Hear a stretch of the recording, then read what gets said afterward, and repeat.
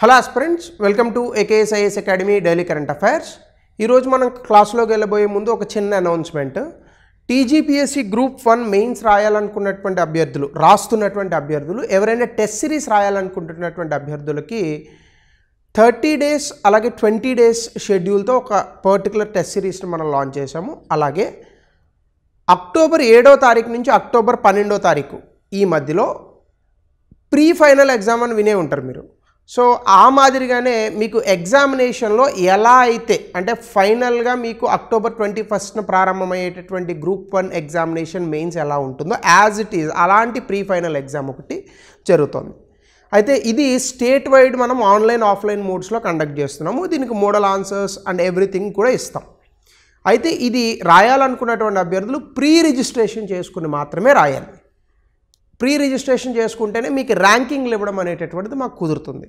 So కాబట్టి ఇలా 20 days test series అంటే full length mock test series, అలాగే అక్టోబర్ 7 నుంచి అక్టోబర్ 12 వరకు జరిగేటటువంటి ఈ ఫుల్ లెంగ్త్ టెస్ట్ సిరీస్లో జాయిన్ అవ్వాలనుకునేటటువంటి అభ్యర్థులు ఎవరైనా ఉంటే కింద ఉన్నటువంటి నెంబర్కి కాల్ చేయండి. They will give you the details. October 7 to October 12 ఈ state wide pre final mock test ఏదైతే ఉందో దీన్ని మాత్రం మిస్ అవ్వకండి. అలాగే ఈరోజు టాపిక్లోకి వెళ్ళబోయే ముందు నిన్న ఇచ్చినటువంటి ప్రశ్న, గ్లోబల్ జెండర్ గ్యాప్ ఇండెక్స్ ఇది ఎవరిస్తారు? World economic forum. అలాగే మనం ఈరోజు చూడబోయేటటువంటి టాపిక్ ఎకనామీలో బాగా ఇంపార్టెంట్ టాపిక్. ఇది అసెట్ రీకన్స్ట్రక్షన్ కంపెనీస్. మనకి బ్యాంకింగ్ రంగంలో ఉన్న అతిపెద్ద ఇబ్బంది ఏంటంటే నిరర్ధక ఆస్తులు. అంటే బ్యాంకుల నుంచి రుణాలు తీసుకున్న తర్వాత తిరిగి కట్టకపోతే వాటిని నిరర్ధక ఆస్తులు అని అంటారు. ఈ నిరర్ధక ఆస్తులను బ్యాంకులు వసూలు చేయలేక కొన్ని కంపెనీలకు ఈ వసూలు చేసుకునేటటువంటి హక్కుని ఇచ్చేస్తాయి. ఆ కంపెనీలు బ్యాంకుల తరపున వాళ్ళు వసూలు చేసుకుంటారనమాట. అయితే వీళ్ళు బ్యాంకులకి డబ్బులు ఇచ్చేస్తారు. అంటే ఉదాహరణకు ₹1,00,000 ఎగ్గొట్టారనుకోండి ఎవరు, బ్యాంక్ వాడు అసెట్ రీకన్స్ట్రక్షన్ కంపెనీకి అమ్మేస్తాడు. అసెట్ రీకన్స్ట్రక్షన్ కంపెనీ వాడు ₹80,000 బ్యాంకుకి ఇచ్చి ₹90,000 వసూలు చేసుకుంటాడు. ఇంకో 10,000 ఇది అవుతుందన్నమాట. అలా మనకి అసెట్ రీకన్స్ట్రక్షన్ కంపెనీస్ అనేటటువంటి వాటిని తీసుకొచ్చారు. అయితే ఈ అసెట్ రీకన్స్ట్రక్షన్ కంపెనీస్ ఇటీవల కాలంలో వీటి యొక్క బిజినెస్ అనేటటువంటి తగ్గుతుందట. సో దీనికి సంబంధించిన కారణాల్లోకి వెళ్ళే ముందు అసలు NPA అంటే ఏంటి, ARC అంటే ఏంటి, ఇప్పుడు ARCల పట్ల ఉన్న కన్సర్న్, RBI ఎందుకు అప్సెట్గా ఉంది అనేటటువంటి విషయాలని మనం చూద్దాం.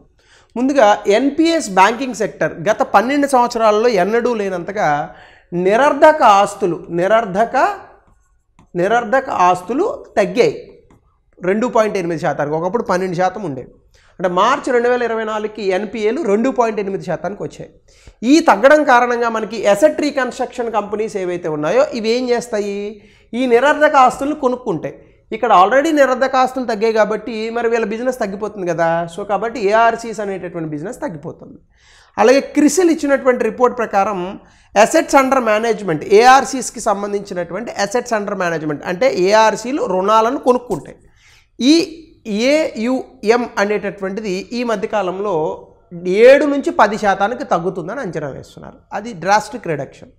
సో దీనివల్ల మనకి వచ్చేటటువంటి ఇబ్బంది ఏంటంటే ఎక్స్పెక్టెడ్ కాంట్రాక్షన్, అంటే రానున్నటువంటి రోజుల్లో అసెట్ రీకన్స్ట్రక్షన్ కంపెనీస్ తాలూకా వ్యాపారంలో తగ్గుదల మనకు కనిపించబోతుంది. అయితే దీనికి సంబంధించి మనము అసలు నాన్ పర్ఫార్మింగ్ అసెట్ అంటే ఏంటి, బ్యాంకు దగ్గర ఎవరైనా ఒక లోన్ తీసుకొని వడ్డీ కానీ EMI కానీ 90 రోజుల పాటు వరుసగా ఏ EMI కానీ ఇంట్రెస్ట్ కానీ కట్టకపోతే దాన్ని నిరర్ధక ఆస్తులు అని అంటాం.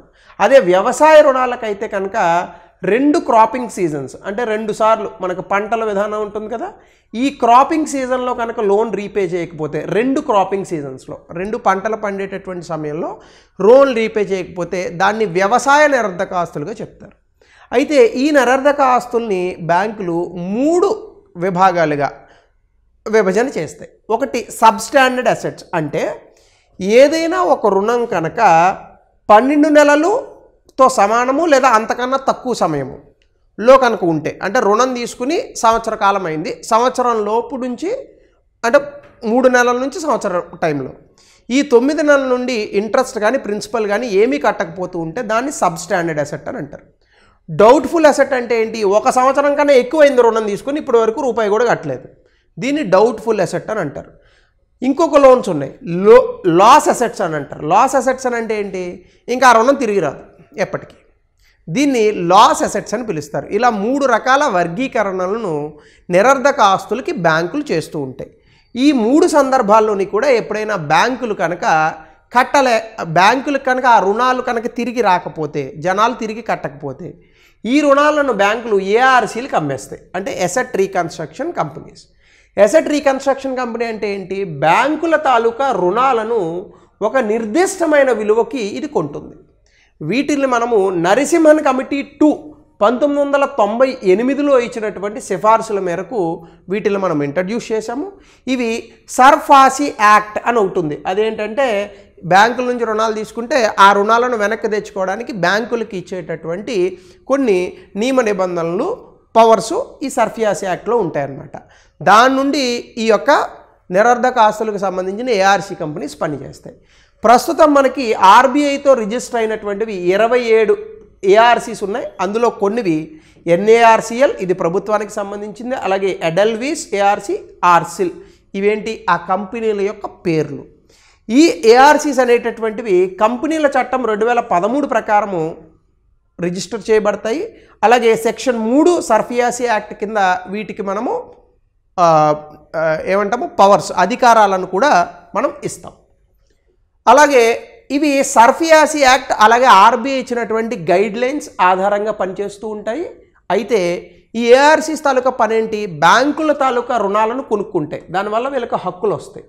దాంతోపాటు other credit facilities from banks, అంటే బ్యాంకులు ఎక్కడైతే క్రెడిట్ కార్డ్ లాంటి వాటిని రికవరీ చేయాలో, మీరు ఎప్పుడైనా క్రెడిట్ కార్డు బిల్లు కట్టకపోతే ఓ మెసేజ్ వస్తుంది, మీ తాలూకా ఫైల్ని రికవరీ ఏజెంట్స్కి అప్పగించామని. ఆ recovery agents are nothing but ARC companies అన్నమాట. సో కాబట్టి ఏవైతే తిరిగి రానటువంటి రుణాలు ఉంటాయో వాటిని రికవరీ చేయడానికి ఈ ఏఆర్సీస్ అనేటటువంటి వాటిని మనము తయారు చేస్తూ ఉంటాం అన్నమాట. So ARCs purchase distressed loans at a discount rate. అంటే లోన్ విలువ ₹1,00,000 అనుకోండి, ఏఆర్సీ బ్యాంక్ వాడికి 80 లక్షలు 70 లక్షలు ఇస్తుంది. బ్యాంక్ వాడికి అది వచ్చినా చాలు హ్యాపీ. వీడు మన దగ్గర జులుం చేసి 90 లక్షలు వసూలు చేస్తాడు. జులుం అనే పదం వాడాం కానీ వాళ్ళ డబ్బులు వాళ్ళకి ఇస్తున్నాం, మన డబ్బులు ఏంటి ఏమన్నది. సో కాబట్టి డిస్ట్రెస్డ్ అసెట్స్ని కొంటాయి, డబ్బులు ఇచ్చి కావచ్చు, లేదా సెక్యూరిటీ రిసీట్స్ కావచ్చు, లేదా ఇతర మార్గాల ద్వారా బ్యాంకుల వద్ద రుణాలను కొనుక్కునేటటువంటి కంపెనీలను మనం ఏఆర్సీలుగా పరిగణిస్తాం. మీరు చూడండి, ఇగో బ్యాంకులకి విపరీతమైన నిరర్ధక ఆస్తులు పెరిగిపోతే ఏం చేస్తారు? వీళ్ళు ఎన్పిఎల్ని అమ్మేస్తారు. అమ్మేసినటువంటివి ఈ ఏఆర్సీ కంపెనీలు అనమాట. వీళ్ళు డెట్ రీస్ట్రక్చరింగ్ లేదా సేల్ ఆఫ్ అసెట్స్, అంటే మనకున్న ఆస్తులను అమ్మేయించి కానీ లేదా ఆ రోల్ని మళ్ళీ తిప్పి రాసి కానీ మన దగ్గర నుంచి వసూలు చేసుకునేటటువంటి ప్రయత్నం చేస్తారు. వీటిని మనము అసెట్ రీకన్స్ట్రక్షన్ కంపెనీస్ అనే పేరుతో పిలుస్తాం. అయితే వీటికి ఇప్పుడు కన్సర్న్ ఉంది, ఏంటి? లో బిజినెస్ పొటెన్షియల్. ఈ మధ్యకాలంలో ఈ యొక్క ఎన్పిఏలు తగ్గిపోవడం వల్ల ఏఆర్సీలకి సంబంధించినటువంటి వ్యాపారం ఏదైతే ఉందో తగ్గుతుంది. అంటే ఏఆర్సీలు తాలూకా వ్యాపారం తగ్గుతోందని బాధపడాలా, ఎన్పిఎల్ తగ్గుతున్నాయని సంతోషపడాలా? అర్థమైన పరిస్థితి ఆర్బీఐకి. దాంతోపాటుగా అక్టోబర్ 22 వరకు మనం చూస్తే ఆర్బీఐ ఏఆర్సీలో to invest minimum 15% of bank investments in security receipts, 25% of securities whichever is higher. అంటే ఏఆర్సీల చేత ఆర్బీఐ డబ్బులు పెట్టించింది. ఇప్పుడు ఏఆర్సీలకు వ్యాపారం రావట్లేదు, మరి ఈ డబ్బులన్నీ నష్టమే కదా. 2, 3 ఆర్బీఐ మినిమం నెట్ ఓడ్ ఫండ్స్, అంటే ఏఆర్సీ పెట్టుకోవాలంటే 100 కోట్ల నుంచి 300 కోట్ల రూపాయలు ఉండాలి అనేటటువంటి అంశంతో కూడా నోటిఫికేషన్ విడుదల చేసి ఆ డబ్బులు పెట్టించింది. ఇప్పుడు ఏఆర్సీల కంపెనీలు 27 కంపెనీలు ఒక్కొక్కళ్ళు 100 కోట్ల నుంచి 300 కోట్ల చొప్పున పెడితే దాదాపుగా 5,000 కోట్ల నుంచి 6,000 కోట్ల రూపాయలు ఈ డబ్బులంతా కూడా వాళ్ళు పెట్టుకొని ఉన్నారు, కానీ వాళ్ళకి వ్యాపారం లేదు. సో ఇది ఇప్పుడు ఆర్బీఐ ఇబ్బంది పడేటటువంటి అంశం. అలాగే ఎన్ఏఆర్సీఎల్, ప్రభుత్వమే ఒక ఏఆర్సీని పెట్టింది, అదే NARCL, National Asset Reconstruction Company Limited. అయితే ప్రభుత్వము బాగా డబ్బులు ఉంటాయి కాబట్టి ఏఆర్సీని పెట్టడం వల్ల మిగతా ఏఆర్సీకి ఇది కాంపిటీషన్ వస్తుంది. దాంతోపాటుగా ఇప్పుడు ఏఆర్సీస్ అనేటటువంటివి ఏవైనా సెటిల్మెంట్ చేసుకోవాలని అనుకుంటే వీళ్ళు ఒక ఇండిపెండెంట్ అడ్వైజరీ కమిటీ నుంచి అప్రూవల్ తీసుకోవాలి. దీనివల్ల ఏమవుతుంది? ఏఆర్సీకి